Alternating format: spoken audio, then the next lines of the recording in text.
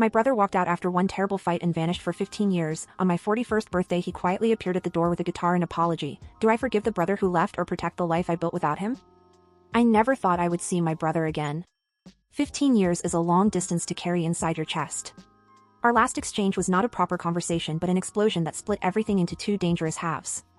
He left on my 20th birthday, slammed a car door, and walked away as if walking away could solve something. We both said things that settled like dust and then hardened into silence. Holidays kept the empty chair as part of their choreography until it felt ordinary, a fixture of plates and candles. My mother did her best to smile around that absence and my father pretended the space did not alter the room. I married Daniel 2 years later and we built a life that looked whole from the outside, a small house, a stubborn rose bush, and 2 kids who filled rooms with noise and crayons.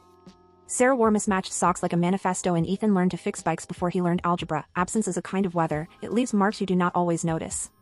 There were days when I moved through the groove of life and felt almost normal and there were days when my reflection leaned toward a ghost. Sometimes Michael posted pictures from far away, peeks in a scruffy dog in a coffee shop in Portland, captions as sparse as his sentences used to be. He never wrote long explanations. People asked whether I held grudges and it is easier to put pain into a tidy box called hatred than to live in the complicated space of nostalgia, anger, guilt, and a small persistent hope. I rewrote that last fight in my head until the edges frayed. I rehearsed forgiveness like a speech I might never give. Birthdays felt like tests that asked for whose laugh belonged to what year and who would sit where. Then my 41st birthday came and the small tightness arrived in the chest that makes you remember things you hoped you would forget. When someone vanishes, the mind rearranges and highlights. I kept certain smells and songs as relics. Michael loved old vinyl and ridiculous sneakers he called vintage. He once taught Sarah to whistle on a summer afternoon and once showed up in a parking lot with chocolate milk and a giant apologetic grin when Ethan scraped his knee. Those memories cut through the silence like light through blinds. People assumed I hated him but hatred would be too tidy. Actual feeling was a messy stack of nostalgia, anger, guilt, and longing. I drafted an angry letter once and taped it into a book without mailing it. I imagined encountering him on the street and saying I forgave him without collapsing into tears. I imagined him surprising me on a random day and making everything both simple and complicated again. As the birthday neared, I made lists of people to invite and people to exclude. Invitations work like moral tests in suburban life. Daniel suggested a small party and said he would not push me to call Michael. His gentle steadiness had been my anchor for years. He said if Michael wanted to show up it would be his choice and if he did not we would have cake anyway. 18 night I lay awake thinking about rehearsals and openings. I practiced being surprised and practiced being steady. I practiced how to breathe if the door opened and someone with Michael's face stepped into the light. We kept the celebration small on purpose. Daniel organized chicken and pasta and Linda brought a lemon cake the color of childhood. The kids made a glitter-glued banner that shouted happy birthday in a way only kids could manage. Watching them coordinate that chaotic art filled me with an ache that had nothing to do with Michael and everything to do with how ordinary joy is fleeting. Guests trickled in with hugs and small talk about the latest television shows. My phone buzzed with muted group messages and memes but there were no calls from him.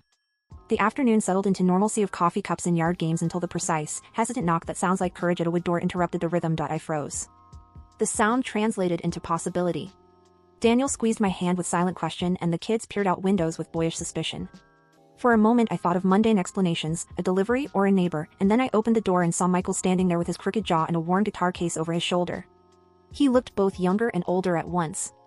He stood like a man who had rehearsed nothing. He arrived with no drama and no grand speech. The guitar case made him seem part of some domestic poem and also painfully ordinary. He scanned the yard and the kids and the life that had gone on without him. When he said my name it landed like an opening street. He did not rush forward to hug but he did not shrink away either, a distance kept for caution and respect. Daniel went forward with a handshake that softened into a hug because that was the kind of man he is, practical and gentle.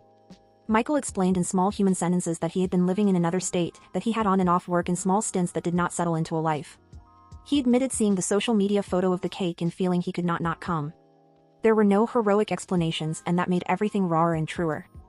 Sarah marched right over and hugged him like old allies. Ethan hovered uncertain and then allowed a small curiosity. We invited him inside and the first half hour was filled with neutral talk about weather, work, and the guilty pleasure of small, safe things. Michael played a few quiet notes on the guitar and the music acted like a bridge between years. The returner is at least a person, I thought, even if what to do with the return would take longer than one night and one slice of cake. After the guests left and the kids were asleep we sat on the back steps with tea gone cold. He apologized without flourish. He said he had walked away out of pride and panic and that he had been selfish. He admitted being ashamed of who he became and even more ashamed that he had not tried to fix things. He told me about petty resentments that spiraled in choices that felt like survival at first and later felt like cowardice. I told him what his absence had done. I described holidays with an empty chair and nights when I rewrote the last fight until the words frayed. He listened without interrupting and rubbed his forehead as if massaging away old shame. He asked whether I hated him and I answered with the nuanced truth that I did not hate him but I was angry and hurt and that I missed him. Those were 3 things that could coexist. We did not promise grand change. We agreed on small, testable steps. Meet for coffee once a week. Come to holiday dinners when it felt right. Avoid theatrical apologies and instead build trust through ordinary acts. He wanted to rebuild in increments and I needed actions to match words. Both of us needed to be willing to take small steps forward. He showed up and tried to be steady. He came to coffee on time and sometimes with a ridiculous gift for the kids. He helped fix gutters and left with a bandage and an embarrassed smile. Daniel relaxed as consistency accumulated. Michael did not sweep in as a miracle. He did small things, helped Sarah with guitar, applauded at Ethan's games, accompanied me to a doctor's appointment without making it about himself. Triggers still surfaced. A joke would echo an old dismissal and silence would reveal why space had been kept. I watched patterns more than promises, looking when trust tilted left or right. The evidence of change was in repeated, ordinary presence. The family architecture shifted slowly and Dad softened in ways I had not expected. Holidays gained an extra chair. The empty space was not erased but supplemented. For the first time in years I felt something uncoil, the possibility that time can be used to mend as well as to bury. 9 months and my mother asked whether Michael could be part of Dad's 70th celebration. The question felt like a test. The child inside me wanted to say no and keep certainty locked away. The adult inside me saw the months of consistency and leaned toward a different answer. We discussed it as a family. Daniel argued pragmatically that Michael had earned a seat by showing up. Dad joked that if anything broke Michael would fix it and the humor carried more relief than laughter. The party was small and ordinary with pie and old rock and quiet applause. Michael gave a short heartfelt speech that did not beg for absolution but asked for time. He said he was grateful for being allowed back in and wanted to be present in ways he could. After dishes and dimmed lights I felt the old ache and also the curious lift of having chosen to try. Choosing him back in did not erase the past. It allowed the past to sit beside the present without dictating it. Reconciliation became an iterative practice built on repeated, ordinary acts. Update, 2 years later. 2 years later the awkwardness softened into routine.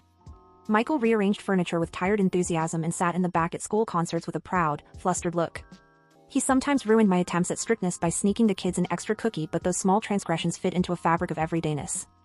He took a job that required travel and we had a month of silence that became a test. He returned to the table after that lapse and the pattern of leaving and coming back did not vanish but became less frequent. We have rituals that feel like stitches, Sunday brunches where the edges of pancakes get intentionally crispy, a yearly camping trip with Dad and awkward old man jokes, a weekly call that mostly consists of nonsense. Ethan and Michael are not best friends but they share a polite truce that sometimes warms into something more. Dad breathes easier. Daniel teases Michael about the guitar case and we all laugh because laughter keeps normalcy in place. I still mourn the 15 years. I still carry the child who wanted punishment. But I also see that the present can be softened by imperfect trying. If I regret letting him back, the answer is messy. I mourn lost years and I do not regret the life we are working at now. Life is a string of ordinary days in which people try, fail, and try again, and for now that is enough.